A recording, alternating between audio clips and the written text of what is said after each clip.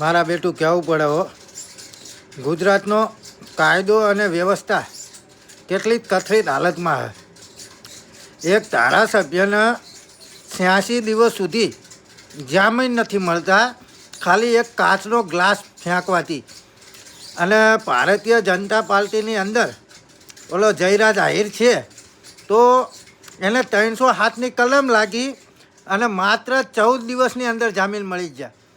એટલે ખરેખર ગુજરાતની અંદર કાયદો અને વ્યવસ્થા બહુ વિચારવા જેવી વાત છે કે ભારતીય જનતા પાર્ટીમાં હોય અને તમે ગમે એ કરો, ગમે એટલી ગુંડાગર્દી કરો તોય તમને જામીન મળી જાય.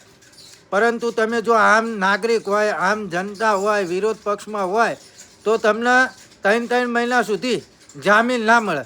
આજે જયરાજના જામીન મંજૂર થઈ ગયા, વિચારવા જેવી વાત કહેવાય કે 307ની કલમ લાગેલી અને એમ છતાં 14મા દિવસે જામીન મળ્યા અને પાછું એને ગોતવામાં 1 મહિનો થયો અને તોય 14 દિવસને જામીન મળી ગયા. તમે વિચાર તો કરો, આ કઈ રીતનો કાયદો છે, આ કઈ રીતની વ્યવસ્થા છે.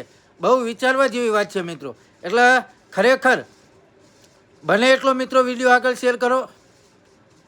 જય ભારત, જય સંવિધાન.